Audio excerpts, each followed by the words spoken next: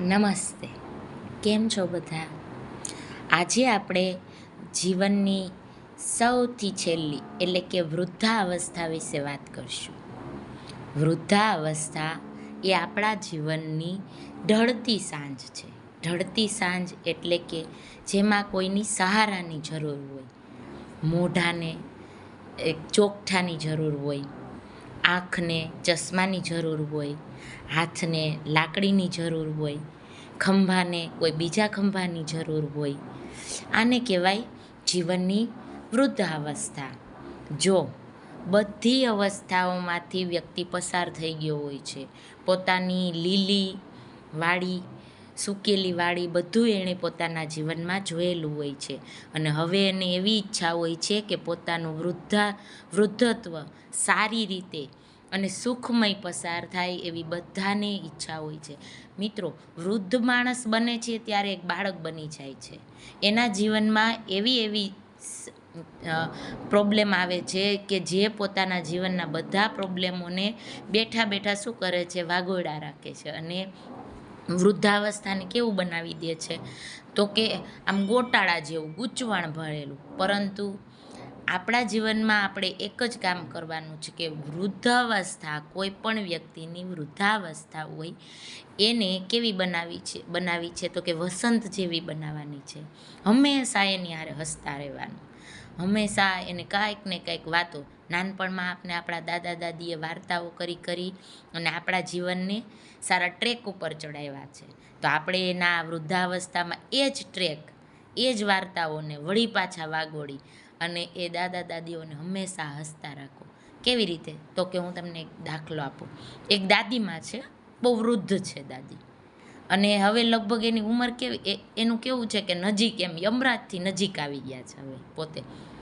અમે એને રોજ પૂછ્યા રાખી, બા તમને આમ કોઈ કાળો માણસ માથે આમ શિંગડા હોય એવો દેખાય છે? એવું તમને ક્યારેય ક્યાંય જોવા મળે? રથ દોયડા આવતા હોય એવું લાગે છે તમને? બા એમ કે, ના મને નથી લાગતું એમ.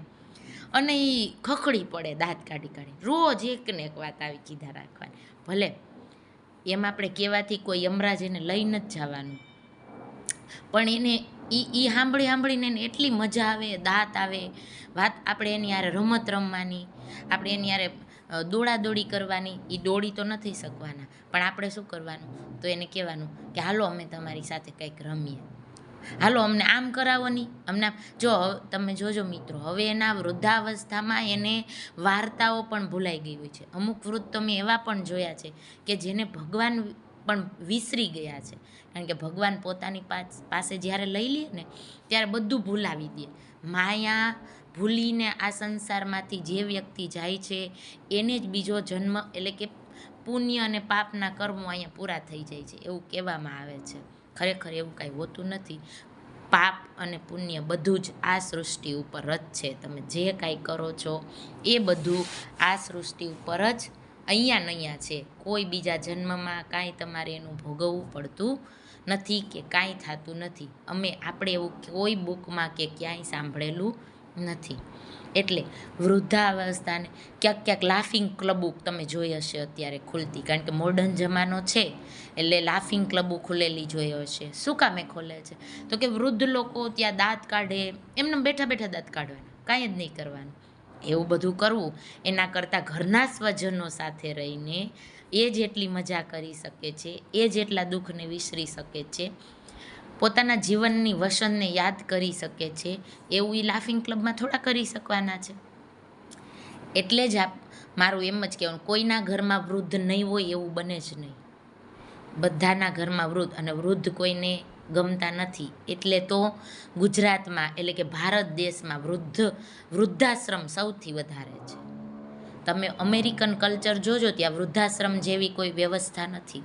હા, એને સાચવવા માટે કેરટેકરો રાખેલા છે, પણ આવી કોઈ વૃદ્ધાશ્રમ જેવી કોઈ સંસ્થા ચાલતી નથી. એક ભારત જ દેશ એવો છે આપણો કે અહીંયા સૌથી વધારે વૃદ્ધાશ્રમ છે. શું કામ? એને કે આપણે આવા જે કામ નથી કરી શકતા, આપણે શું કહીએ છીએ કે એ તો નકામા છે, હવે એનો ટાઈમ પૂરો થઈ ગયો છે. હવે એણે એના જીવનમાં બધું જીવી લીધું એટલે શું? એને કાંઈ ફેંકી દેવાના છે? એના છે એટલે તો તમે છો. જેમ તમે બાળકને સાચવો છો, જેમ તમે તમારી યુવાનીને સાચવો છો, કેવા સાચવો છો, જેમ તમે તમારા પૈસાને સાચવો છો, ડોલરને સાચવો છો, એવી જ રીતે વૃદ્ધોને એટલે કે વૃદ્ધાવસ્થાને સાચવો. આજે એની વૃદ્ધાવસ્થા છે, કાલે તમારી આવશે. કહેવાય છે ને કે પીપર પાન ખરંતી જ્યારે ઓલા પાંદડા ખરે છે ને ત્યારે ઓલી નાના નાના કૂણા કૂણા પાંદડા હોય છે ને બહુ દાંત કાઢે છે. દાંત કાઢે છે ને શું કામે?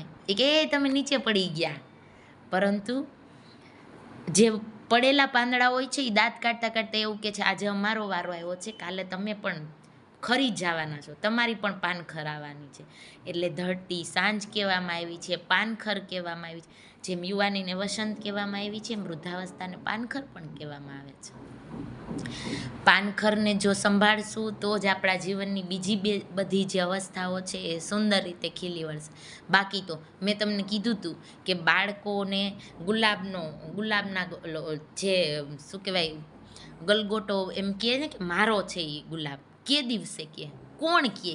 એ વૃદ્ધ બેઠા હોય, એ તમારા માતા પિતા બેઠા હોય એ કહેશે. બાકી તો તમે ગોટાના ગોટા રહી જશો અને ઓલા લોકોનું જીવન વ્યતીત થતું રહેશે. એટલે મારી બધાને એવી નમ્ર પ્રાર્થના છે અને મારા આ વિચારોથી મને એવું લાગે, એવી ઈચ્છા છે કે તમે તમારા જીવનમાં ક્યાંક ઉતારો અને જેવું બીજા સાથે વર્તન કરશો એવું જ તમારી સાથે, જેવું વાવો એવું લણો. એવી આ બધી કહેવત છે એ સાર્થક જ થાય છે જીવનમાં. એટલે વૃદ્ધાવસ્થાને જો ખીલવીને રાખવું હોય તો એક જ એનો નિયમ છે. કયો છે? તો કે હંમેશા એ લોકો સાથે હસતા જ રહેવું. હસતા રહેવું હંમેશા એની યાર તમને ન ગમે, ખબર છે એની અમુક ટેવો હોય છે એ તમને આપને નથી ગમતી, કારણ કે એણે એના ટાઈમમાં એવું કરેલું છે અને હવે મોડર્ન અલગ જમાનો બદલી ગયો છે તો અલગ અલગ થતું રહે છે. એટલા જ માટે કે એને જેવું ગમે છે એવું પણ કરો, તમને ગમે છે એવું પણ કરો, પરંતુ એને ક્યાંય દુઃખ ન લાગે એવી રીતે એની સાથે વર્તન કરો, એવી મારી ઈચ્છા છે. જય ભારત, જય હિન્દ.